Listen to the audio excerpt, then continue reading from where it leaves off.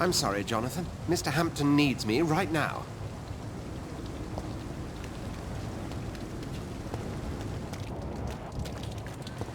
Come on, you bastard! You can do better than that! Nah! It's my turn!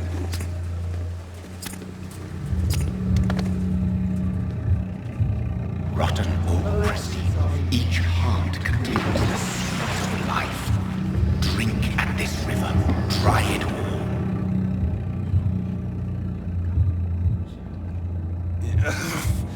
Oh, come on, you bastard! I won't bite! Sir, please. You've lost too much blood. Calm yourself. You think I didn't notice? Stop your staring and get me to an hospital, you arse! Insulting a good Samaritan. Not exactly the way to get rescued. Alright, sorry.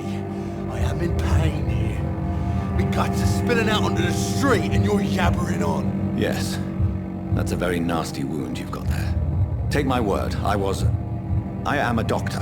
Dr. Jonathan Reid. Name's Clay Cox. I'd appreciate you helping me to a better place, Doc. Follow me, Mr. Cox. Let me assist you to that better place.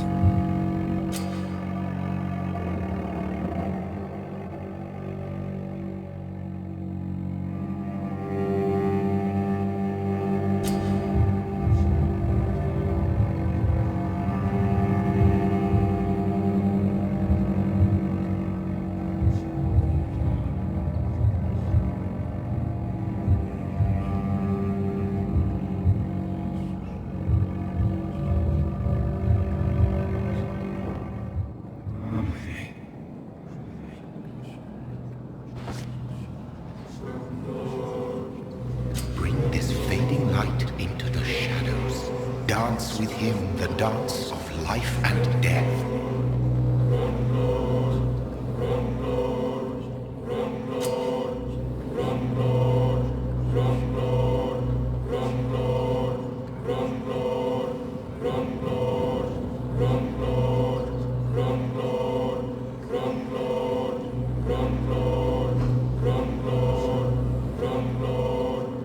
No more. Not tonight. Not like this. I will not take another life.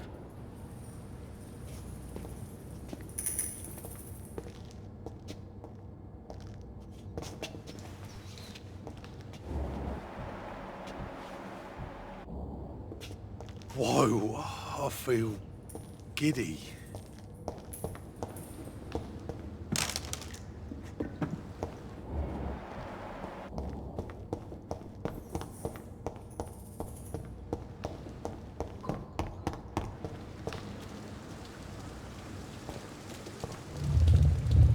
It is wise for the huntsman to sometimes let his prey go, but no famished hunter can run for long.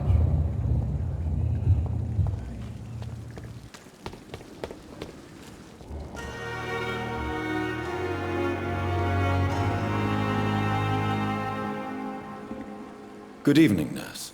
I'm Dr. Jonathan Reid, the new surgeon here at the Pembroke. Dr. Swansea has already told us about you, sir.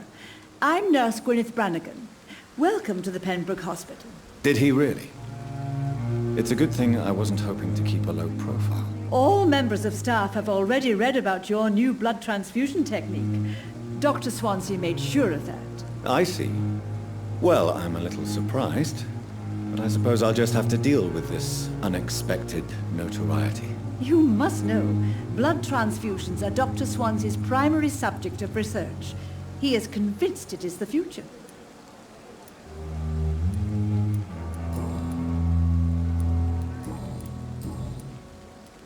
I'm not familiar with all the staff yet. Perhaps you could help me. Brilliant professionals, most of them. Dr. Swansea has a gift for recruiting talent. Most of them. Is there a problem I should know about, nurse? It would be inappropriate for me to speak ill of a colleague.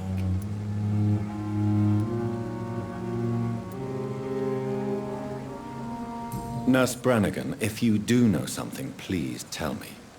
Anything you say will be held in confidence. No.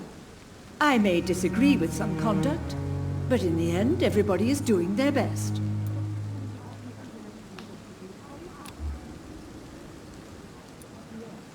Is there anyone that stands out? Well, I have never met someone as dedicated as Dr. Tippett.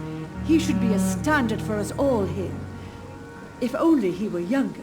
Why should his age be a problem? I guess it's fair to say he's always pushing himself to the limits. He just doesn't know when to stop and get some rest.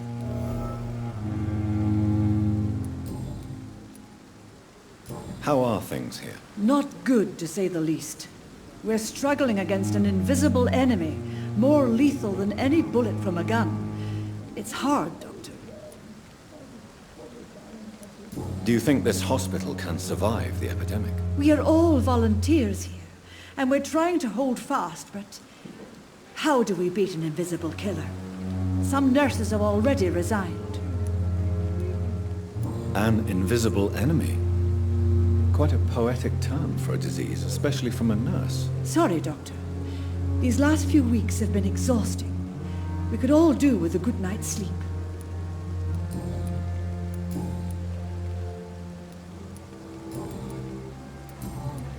Goodbye, nurse. Call me if you need assistance.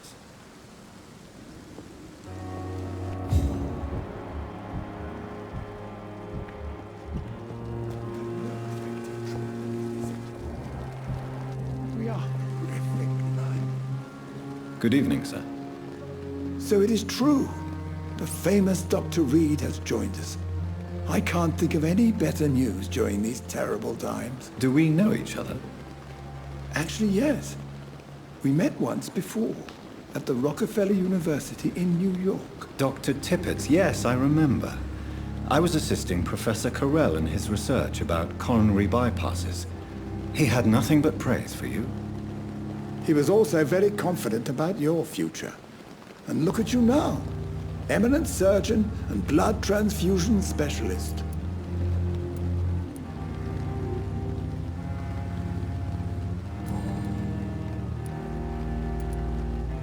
You're exhausting yourself, Corcoran. Maybe you should think about preserving your strength. No.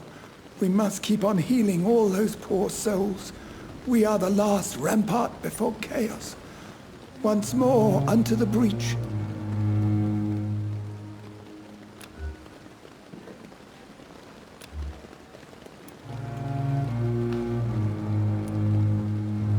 Nurse Brannigan is worried about you, Doctor. She should not have told you that. I will have a word with her. You don't have to blame her for her honesty. I'm not that kind of man, my dear Jonathan. Actually, Nurse Brannigan's opinion is the only one I may listen to.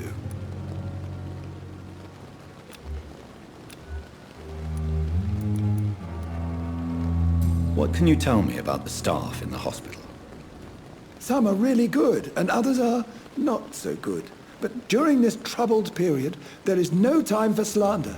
I prefer to focus on the positive character traits. Any opinion about the management? I don't always agree with Dr. Swansea's reserve, but I must admit he does all he can to keep this facility running during this crisis. Ah, yes, the burden of command. I was fed up with this concept while serving as a medical officer. Don't get me wrong. Swansea's a good administrator. I just wish he would get out of his office down again.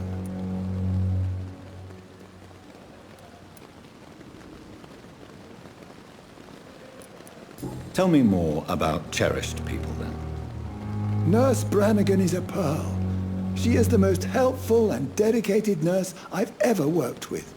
A clever and cheerful woman. You really seem to admire her skills. I'll go even further. If she was a man, she would be a damn fine practitioner. What is the Pembroke Hospital situation? And please, speak freely. This hospital is not exactly the best of London. I'm sure you are used to working in a better environment. It's not exactly the best situation in London either. I can't have expected this hospital to be prepared for what was to come. Don't be misled by appearances, Dr. Reid. This hospital does not lack talented people. It just lacks hope.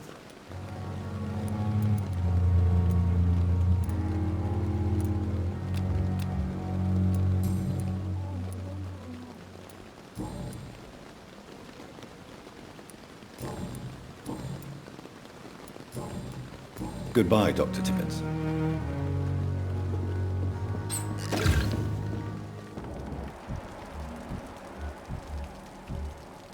Dr. Swansea asked me to collect you, Dr. Reid. Doctor, where have you been? I've little time to play hide and seek with new staff members, no matter how illustrious they may be. I found a wounded man by the docks. He answers to the name of Clay Cox. He requires urgent medical attention. Already making the rounds? That's the Pembroke spirit. I'll ask our porter, Milton, to bring him back immediately. Thank you, nurse. What can I do for you? Dr. Swansea insisted we provide you a quiet office. You'll find it on the second floor with your name on the door. Thank you. Nurse Crane, isn't it? Yes, Dorothy Crane. Welcome to Pembroke Hospital, Dr. Reid. Your office has been prepared. I would like to ask a few questions first.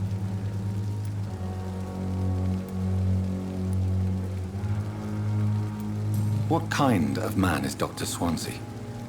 Well, you accepted the job from him. I thought you would have known about your employer.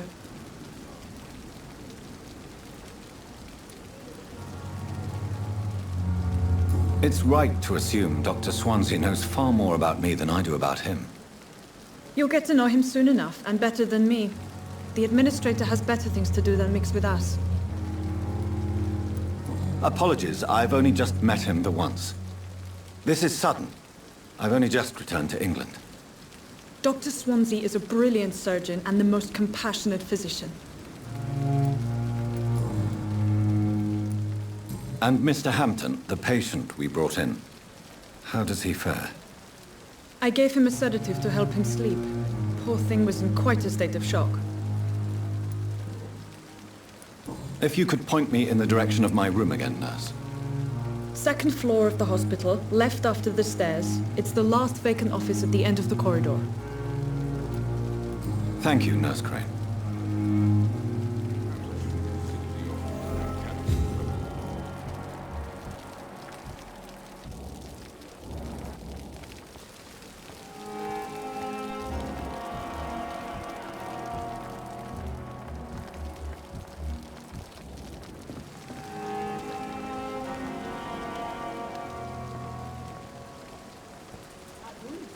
Good evening, sir. I'm Dr. Jonathan Reid. I'm new here. I've already heard about you, Dr. Reid. I'm Milton Hooks, the ambulance driver for this shithole of a hospital. That's quite a blunt introduction, Mr. Hooks. You can call me Milton. I like to speak my mind, Dr. Reid. Perk of the job. Don't judge me, and I won't judge you. I'm not sure I understand what you're talking about. Well, I'm no doctor, but I'm pretty sure a gun can't be used as a surgical instrument. You have a keen eye. I learned to shoot during the war, and have carried one ever since. Old habits die hard. No need to explain, Dr. Reid. And if you ever need a better gun, remember, I may have something for you.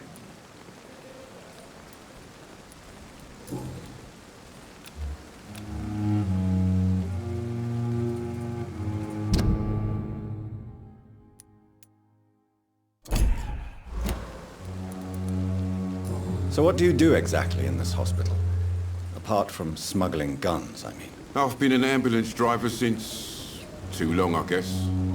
I bring sick people here night and day. It's a dirty job, but I get it done. Most of the time.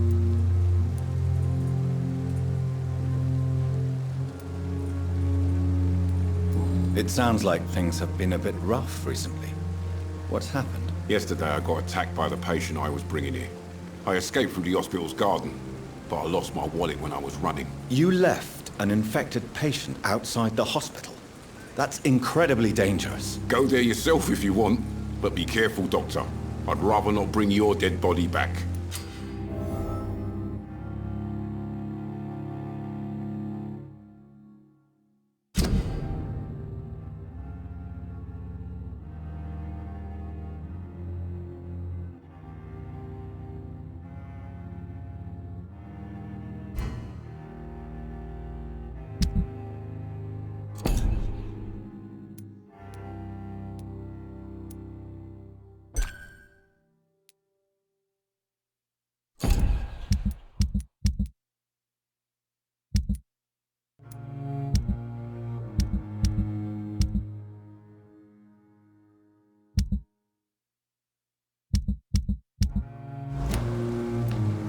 Since you're on the front line, how is the sanitary situation in this vicinity? It's a complete disaster. It's even getting dangerous to enter some streets or buildings. Even the locals attack you.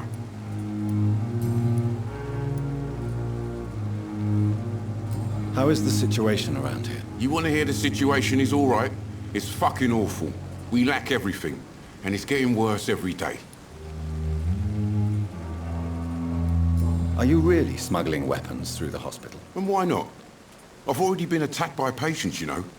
And by gang members willing to steal my money. But you're not defending yourself. You're selling guns to civilians. You keep people alive your own way, Doctor. I offer them another way to protect their health.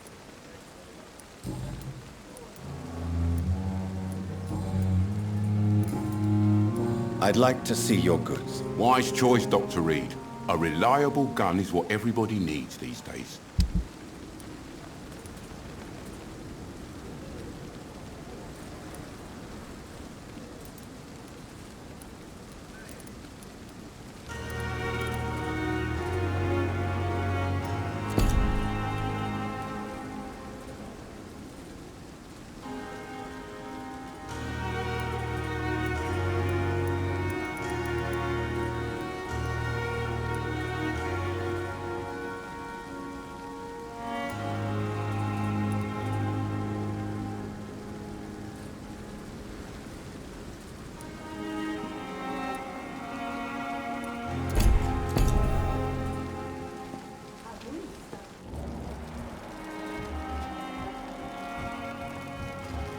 Safer here than anywhere else.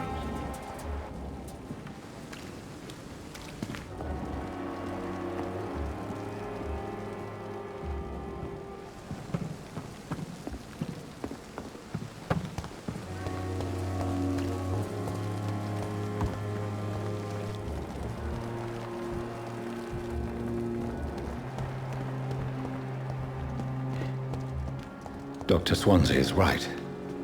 This place seems perfect to conduct my research. So many deaths.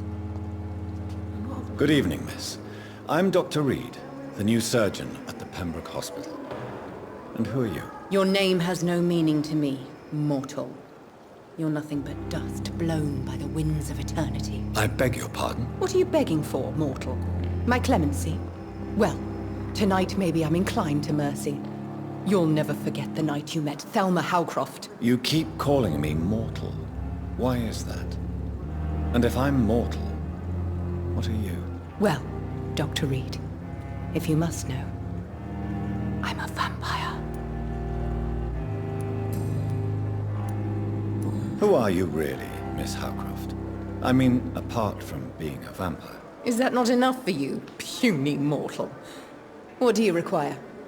Proof of my powers? I'm curious to know who you were before becoming a vampire. No, such a long time ago, I don't remember. Centuries of unholy life can have strange effects on one's minds, you see?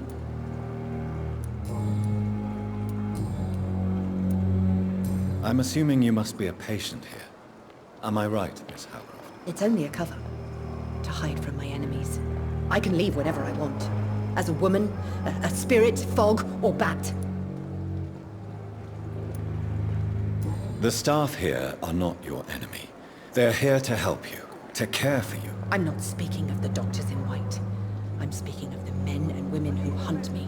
For I am a vampire! I see. Don't worry. These people will not find you here.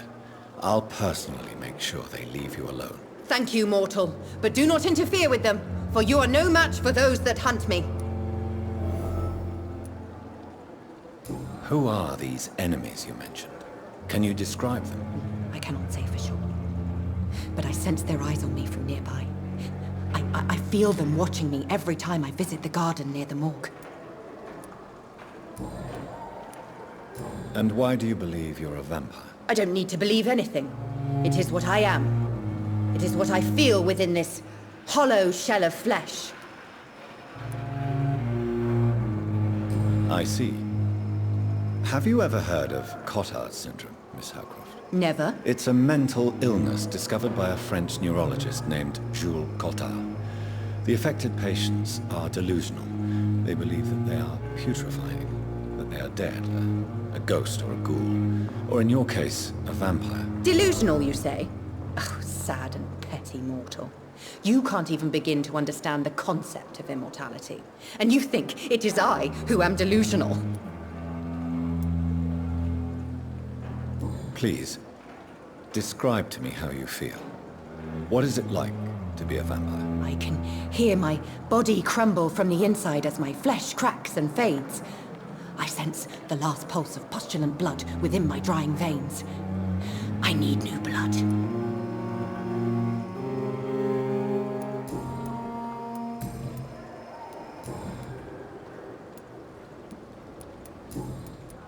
I'll leave you, Mistress of the Dark, to your nocturnal activities.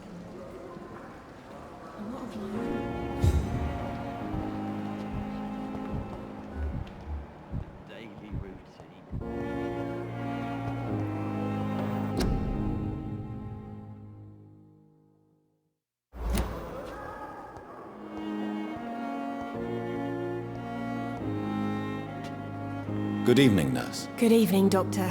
I don't think we've been introduced yet. My name is Pippa Hawkins. And I'm Dr. Jonathan Reid. Dr. Swansea has recently offered me a position in this hospital. Well, it's a euphemism that your help will be appreciated, Doctor. How would you describe the situation at the Pembroke Hospital? It's serious. The flu is wreaking havoc amongst the staff and patients. We are running out of everything. You must get a hold of yourself, nurse. Sorry, I'm exhausted. No one has any idea when this epidemic will be over. Nurse Hawkins, the Spanish flu won't last forever. Even the Black Plague didn't kill everyone. I wish I could believe you. But what if this epidemic was worse? What if in the end, nobody was spared? How long have you been a nurse? Well, long enough to see that the epidemic is winning. And no matter how qualified you are, don't tell me you'll change that.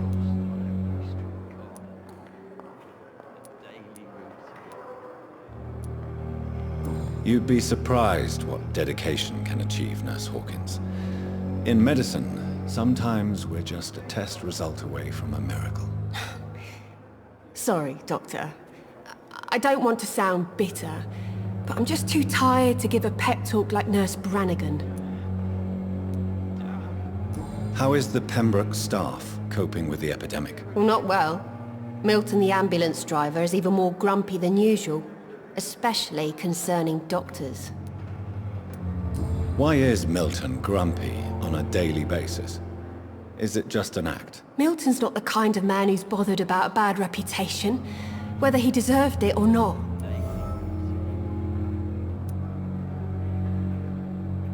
Why does Milton dislike doctors? I don't know. Just ask him. But be warned, Milton is not the chatty type.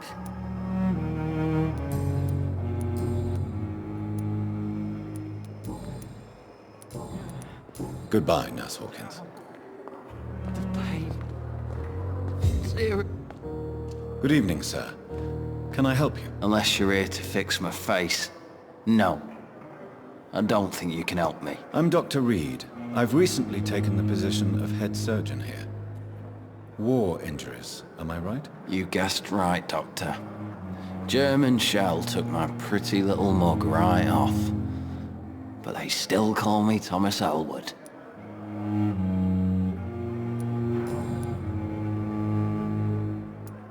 How is your stay with us, Mr. Elwood? Oh, it's bliss. I just escaped death in the trenches to be surrounded again by the moans of the dying. Can I ask you precisely why you're a patient here? It's the pain, sir. The drugs don't work. It just hurts under the scars, if you get my drift. Can I do anything for your pain? Nurses gave me a bunch of pills. No effect. Told you.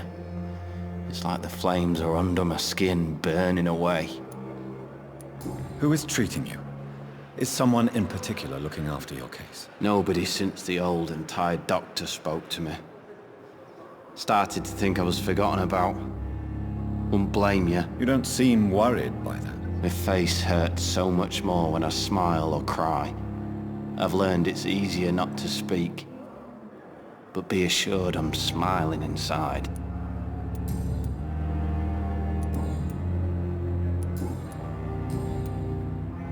Goodbye for now, Mr. Elwood. Dear disgust on every street corner. A daily routine.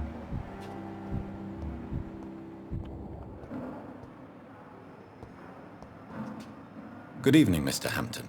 How do you feel? Dr. Reid, is it? Oh, sir, I must apologize for my behavior. What do you mean? I was not myself in the factory. Fear and exhaustion made me say awful things to you, I'm afraid. You remained perfectly nice and polite. A little delirious, perhaps. But who wouldn't be after enduring an abduction? Thank you, Doctor. That's a relief. Now all I need to do is rest and return to my flock. Do you know Tom Watts, the bartender from the Turtle? I met him before I found you in the canning factory. Tom? Yes, of course. Always the helping hand, good old Tom. Without men like him, corruption and despair would have wiped out the East End long ago.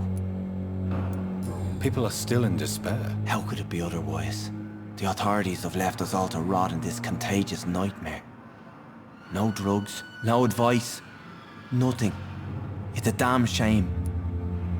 Who should I avoid in this part of town, then? Any particularly evil figures? Not really. Most men and women are just doing their best. And it's not my habit to speak ill of people I know, Doctor.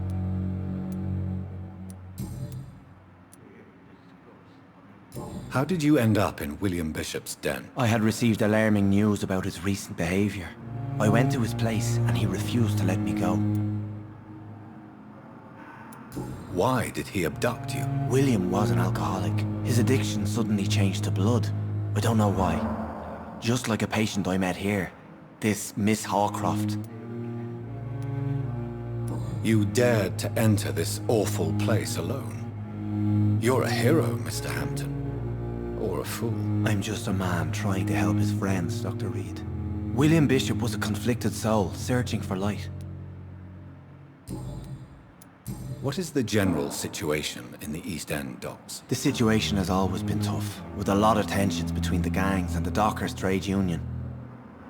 The Wet Boot Boys are very nervous since they lost their leader. Who leads the gang now? Since Clay Cox went missing, it's his wife Edwina who runs the show, with the assistance of her minion, Booth Digby. Has the gang been threatening you? Ah, no. I've had this nickname for so long, you know, the sad saint of the East End. No one dares to bug a saint, not even criminals.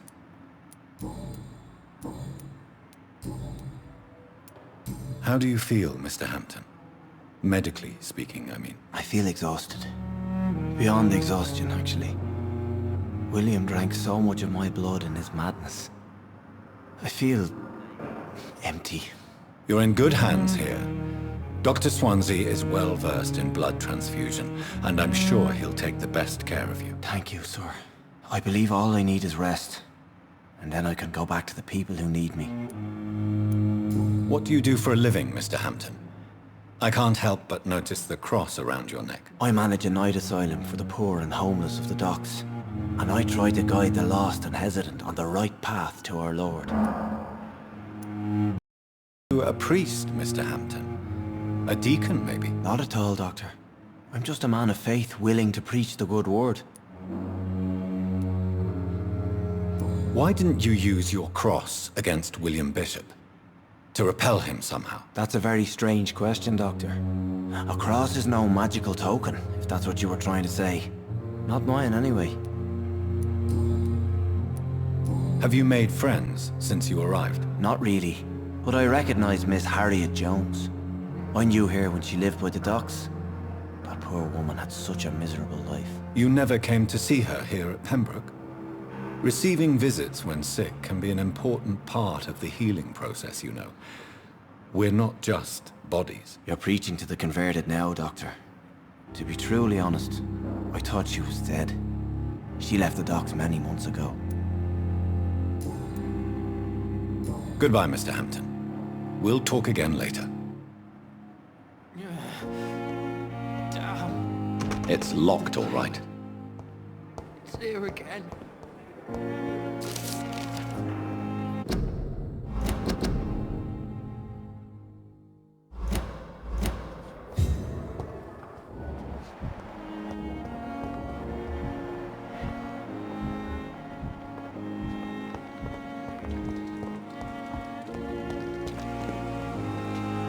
Good evening, Milton. Good evening, Doctor. Still trying to save lives?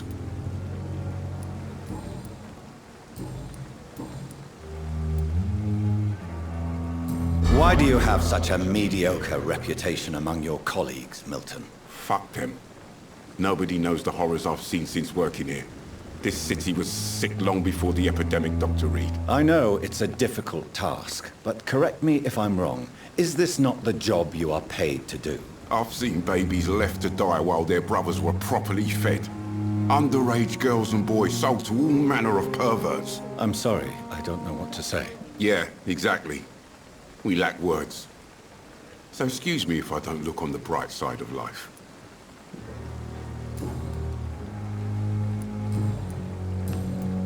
Goodbye, Milton.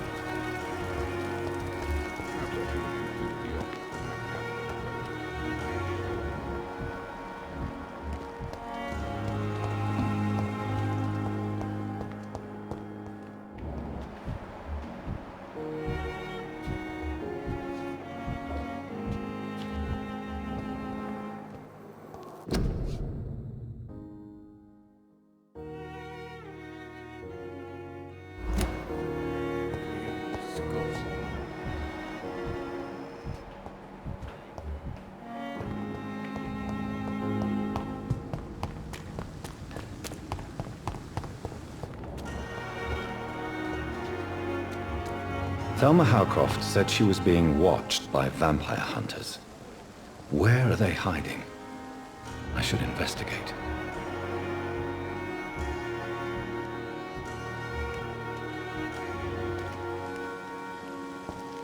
It's locked. Good evening. I'm Dr. Reid. Always a pleasure to meet a colleague, sir. Especially when he was supposedly dead. A colleague? Are you a doctor too? Not anymore, sir. I used to be Dr. Rakesh Chadana. Now, I'm just Mr. Chadana, pawnbroker and humble guardian of this morgue. What do you mean, you used to be a doctor? Was your license revoked? No, sir. It is just that I like to be precise. I run a little pawn shop while taking care of the dead. But I used to be a real doctor.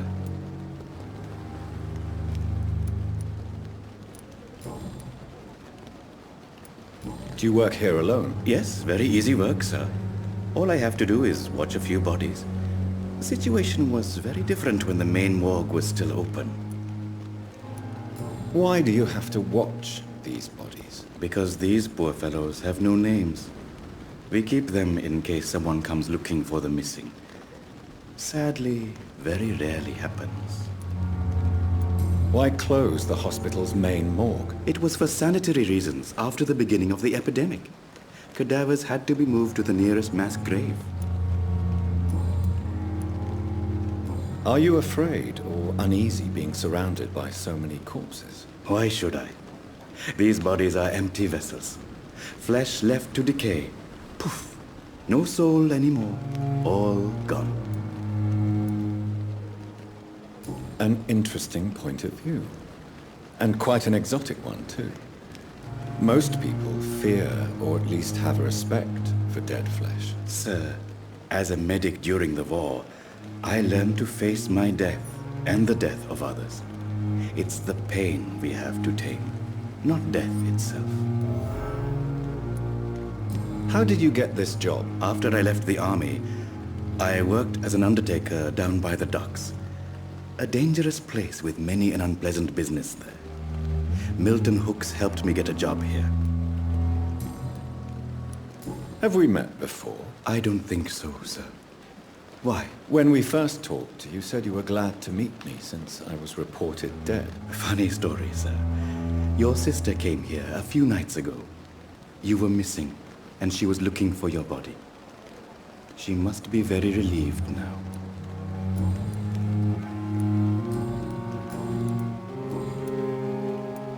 A pawnbroker? I expect you get all types of people here. Yes, sir. All kind of people. For I sell all kind of goods. Who comes here to trade with you? It's very unhygienic, even unsafe. Diseases can spread. For the customers, for the hospital. I'm very cautious, sir. I've been a doctor, remember? And all my clients are good people. In fact, I think I only know good people. What kind of goods? With the quarantine, it's not always easy to buy things. So I trade, I exchange. Some people sell, some others buy. I like to help. Since you're not afraid of dying, do you believe in life after death, Rakesh? No. I believe we must do all the good we can while alive. For our time is short, and the obstacles are endless. Do you think you would enjoy immortality as a concept? I don't think so. Don't mistake me. I love life, and I'd like to live a long life. But everything has to decay, sir. Even goodwill.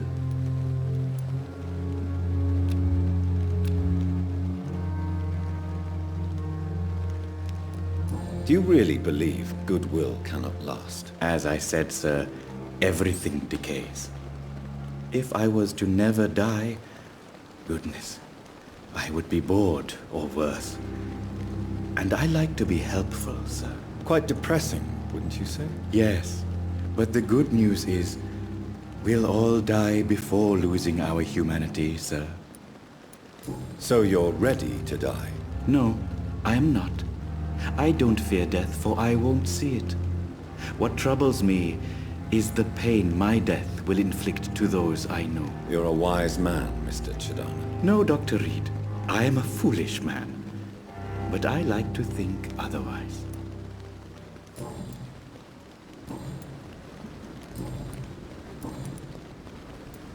Please show me what you have to sell. Of course.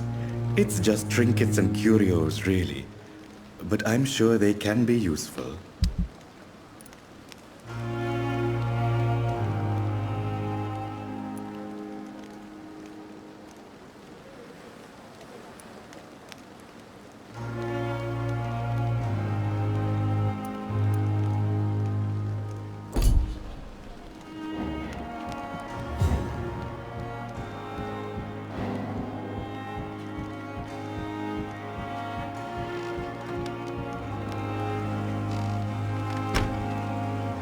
I'm sorry you ended up on my plain and cold medical bench, sir.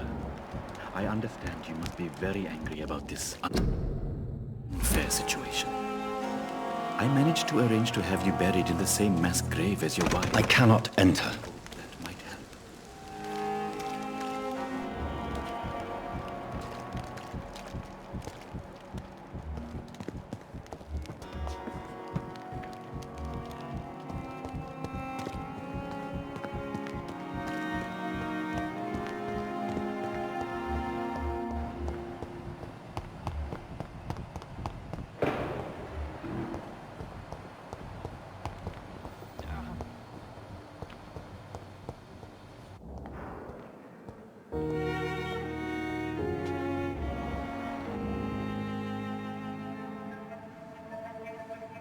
You don't mind if I search your pockets, do you, sir?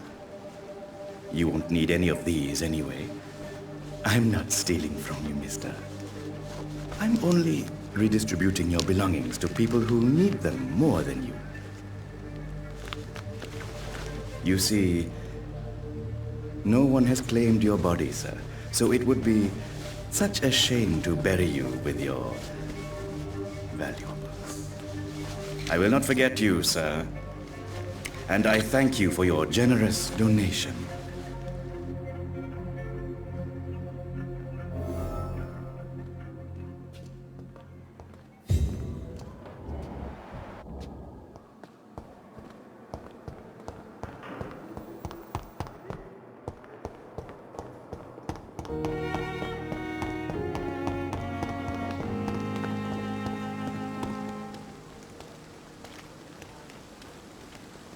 Good evening, Dr. Reid. Such a pleasure to see you again.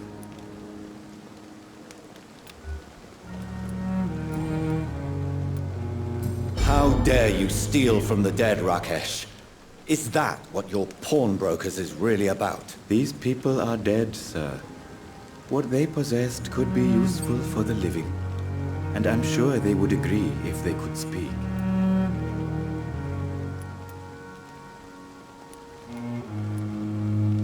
You should show respect for the dead.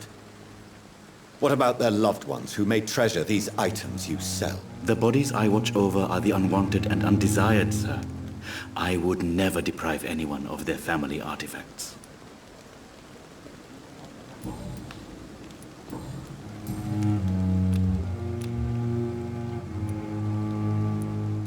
Please show me what you have to sell. Of course. It's just trinkets and curios, really. But I'm sure they can be useful.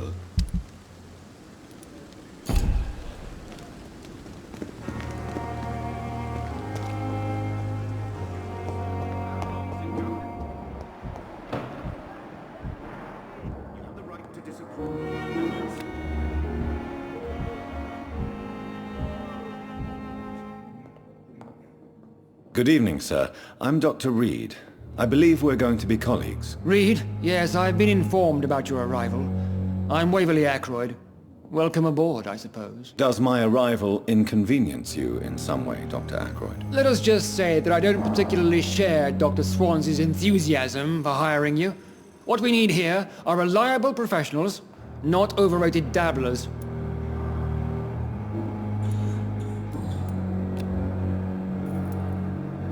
If you have a problem with me, Dr. Ackroyd, please feel free to tell me. Dr. Swansea has imposed your presence on this hospital without asking anyone's advice. The benefit of his position. But I don't agree with it. I know we've never met before, but I believe this hospital could use all the help it can get. You will agree with that, I'm sure. Oh, but I have heard about you, Dr. Reid. Of course, you can't say the same about me, since I have not wasted my time courting the press.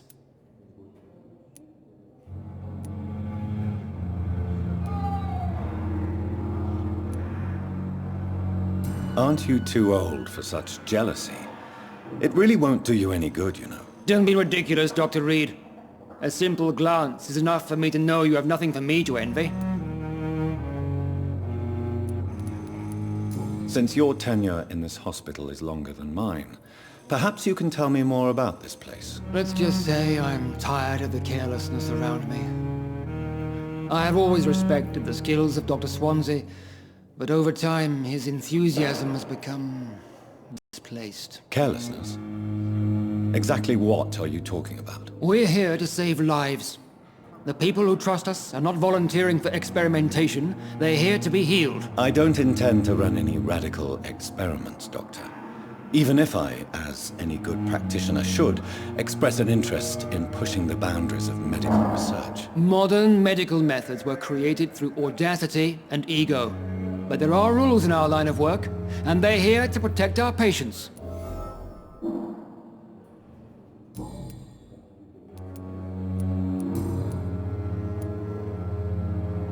I don't know what you've heard about me, but I have already proved my value as a practitioner. I don't question your skills, Dr. Reid, but your motive. Is it money, fame, or are you truly dedicated? And what exactly is that supposed to mean? I served in the war just like you. But unlike you, I did not use the wounded to play the modern sorcerer. Be careful what you insinuate, Dr. Ackroyd. I only want you to admit you used those men to improve your theories.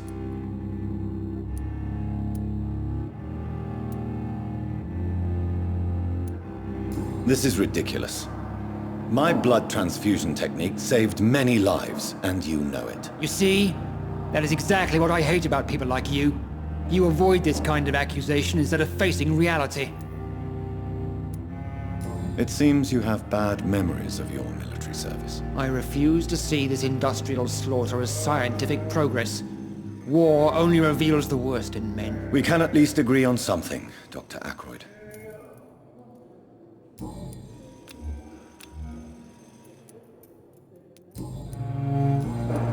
Thank you for your time. We'll talk later.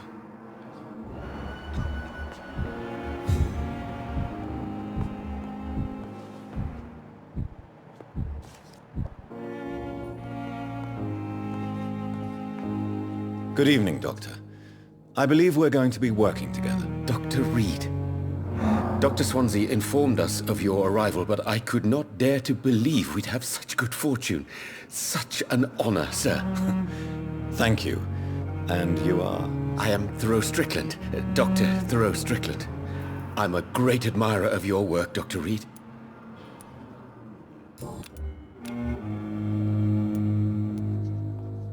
Please, could you tell me something about yourself? I'm a great admirer of your work concerning blood transfusion, Dr. Reid.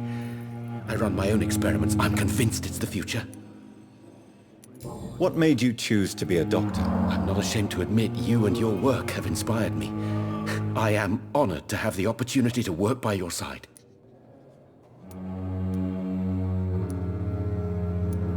It's always a pleasure to share scientific and medical knowledge with someone eager to learn. I'll be glad to help you if I can. This epidemic may be the century's most terrible disaster, but I'm convinced that we, as doctors, are the only ones able to defeat it. I based my technique on my mentor's research. He helped me perfect my method. What is yours? I'd rather not talk about it. For now, it's just theories and first approach. My process is purely experimental and unsuccessful. As long as you're cautious and methodical, you may remain empty-handed, but you won't fail. You're not the first one to warn me, but I am convinced knowledge is the main weapon against the ravages of this epidemic. What can you tell me about the Pembroke? Well, it has always been an honor to work with Dr. Swansea. But with your arrival, I can't think of a better opportunity to learn about blood transfusion. You seem quite optimistic. It's a rare and precious attitude in these difficult times. I'm convinced that this epidemic is a test of endurance and dedication for us men of science. Questions remain about our capacity to resolve the situation. True, true. Last summer, during the first wave of the epidemic, I used to joke with Milton about the extra work. We're not smiling now. Do you need help with anything in particular? Well, yes, maybe. I'm waiting for a batch of products I ordered for my personal research, yet my supplier seems to have vanished. Do you want me to play the errand boy for you? Oh no, Dr. Reid. But if you went personally to his shop, what with your reputation and all, he wouldn't dare to refuse the products I need. I see. Well, give me the address, for I may pass by if I have time.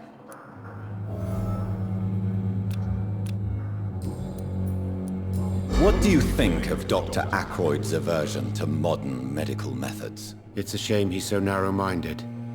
Dr. Swansea taught me that science is about exploring uncharted territory.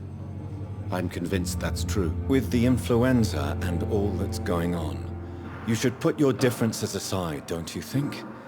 Why is it so difficult to work together? I believe that if Dr. Ackroyd had been the one to discover the transfusion process, he would be the first to recommend its use. So you believe it's just a question of jealousy and pride? Dr. Ackroyd is as proud as he is blinded by his obsolete concept of medical science.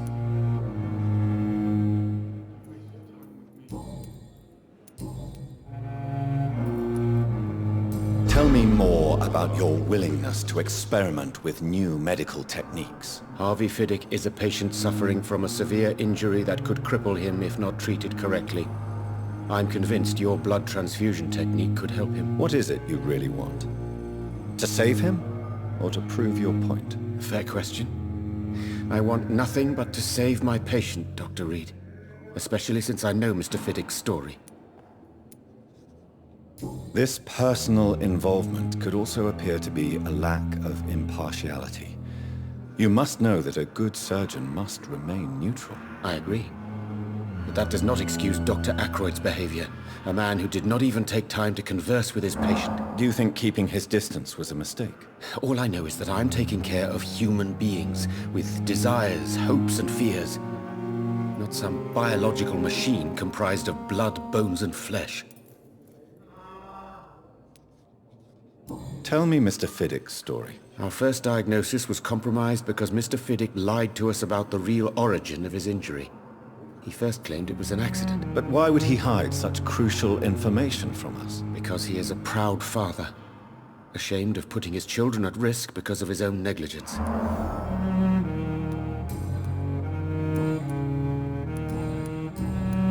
Goodbye, Dr. Strickland.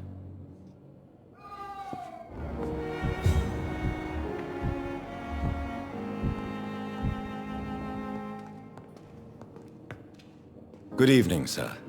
I'm Dr. Reid. May I help you? I don't know if a third opinion is needed. Your colleagues are already arguing about my condition. I see. Would you mind telling me more about your situation? I'm Harvey Fiddick. All I want is to get me bloody arm fixed properly. Are you satisfied with your treatment here? Well, it's clear that I've chosen a bad time to be injured. Forgive my bluntness, but you seem overwhelmed by cases of the flu. I won't lie to you about it. I'm afraid we are. Are you sure you don't want to operate yourself, Dr. Reid? I have the feeling you're very capable, and your colleagues seem to think so too. In other circumstances, you would be right. But for now, I don't think I can take on the responsibility. My apologies. Tell me about yourself, Mr. Fiddick. I'm just a regular guy waiting to get his arm fixed, so I can return to work and to my family. I was more curious about what you were doing before being hospitalized. I'm a carpenter, and a good one too. But that means I need both arms to feed my family, Dr. Reid. Tell me about the doctors who are arguing about your case. Strickland and Aykroyd. They both want the best for me, but there's a lot of pride there. Doctors are no different from carpenters, it seems. What do you mean? I often had professional arguments with rivals on a building site. Difference is I disagreed about wooden nails, not flesh and bones.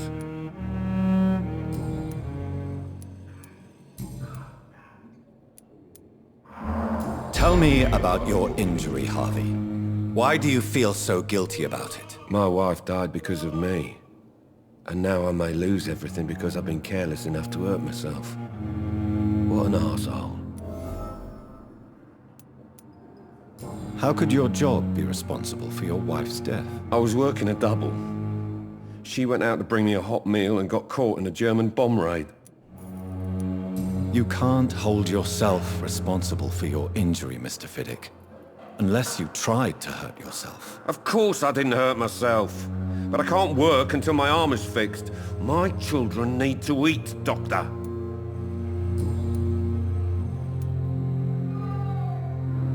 Tell me more about the death of your wife, Harvey. 1915. I was in the army, building workshops for the Royal Flying Corps. Helen was happy I wasn't sent to the front. What happened? The Germans sent Zeppelins to bomb the construction site, but they missed their target. My wife was bringing my dinner when the bombs fell. I'm sorry for your loss. So many died during the bombings. I served in France and witnessed the carnage there. I would like to say that she didn't suffer. Truth is, I have no idea. I just know that I'm all that me kids have. Poor little bleeders. How are your children after losing their mother? They were smaller then. The only good thing about this is my Helen didn't bring them with her that night.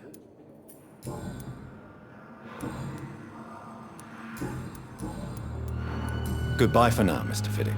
I'll see you later. Sweet girl. Reads me like a book. I'll never...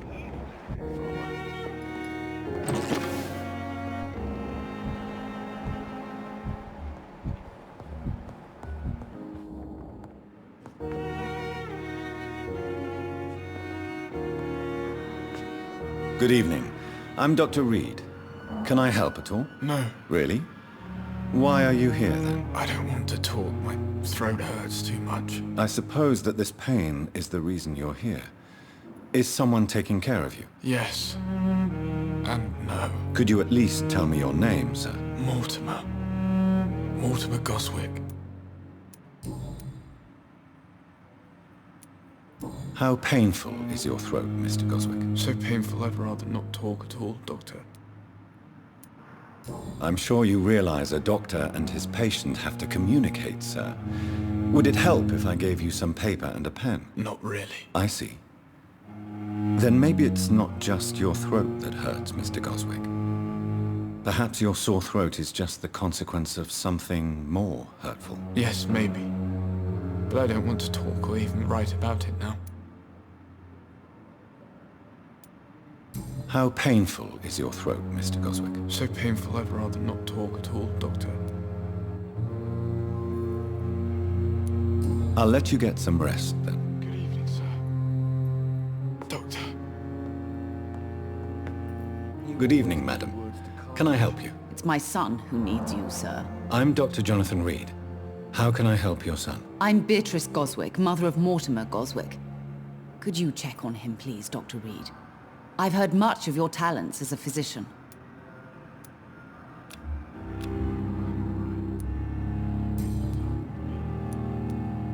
What can you tell me about yourself, Mrs. Goswick? Not much to say. Just take care of my Mortimer and I'll cover all the expenses. That's all that matters. Are you really that rich? Most of the patients here are of a more humble origin, if I may say so. Yes, thanks to my husband. May he rest in peace. I can cover any needed medical expenses. May I ask if you have an occupation, Mrs. Goswick? I'm a teacher by profession. I teach young women who are more ambitious about their futures than their families. What do you think of your reception here? Any complaints? I have had the uttermost reservations about this hospital since we arrived. But we had no other choice, considering the state of emergency. Is there something in particular that's bothering you? Some of the staff were not especially welcoming. I suspect they're not accustomed to dealing with patients of such social standing. Tell me more about your arrival at the Pembroke Hospital. What gave you such a bad first impression? The ambulance driver was quite rude, for a start. And that nurse, Miss Hawkins, seems to have quite a dubious attitude. What do you mean? She managed to secure a bed for my son despite the epidemic. It was a relief, but it wasn't cheap. She charged you for a bed? Yes, and I paid without question, considering the urgency of the situation. I share your concern, Mrs. Goswick. Be sure that I'll talk to the people involved. I don't expect compensation, Dr. Reid. But I'm aware such behavior would not be tolerated in other hospitals. I'm alright. You wasted your time with me. Goodbye, Mrs. Goswick. Blundering idiot.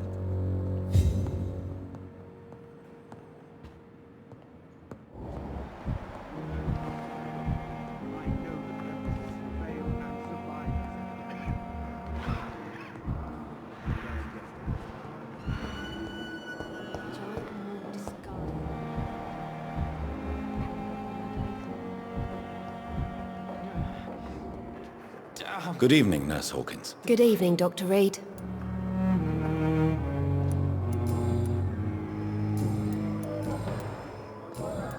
Goodbye, Nurse Hawkins.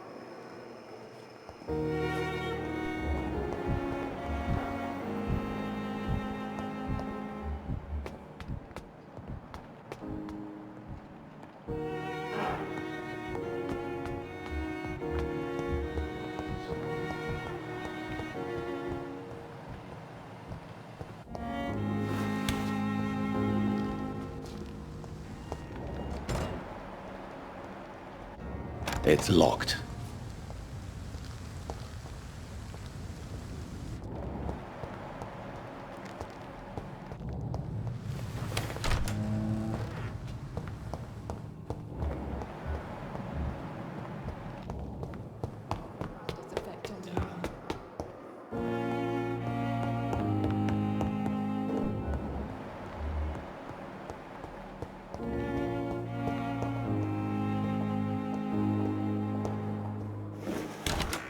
This must be the place.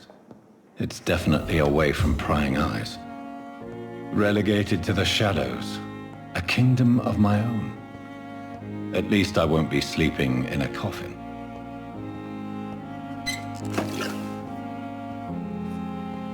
The flower's dying. It needs water.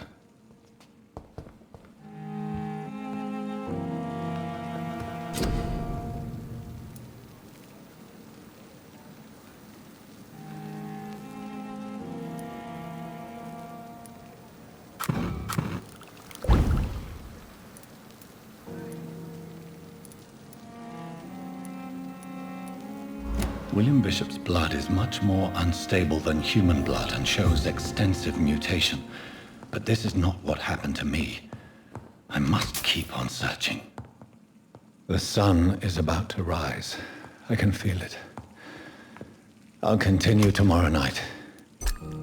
I have so much time now.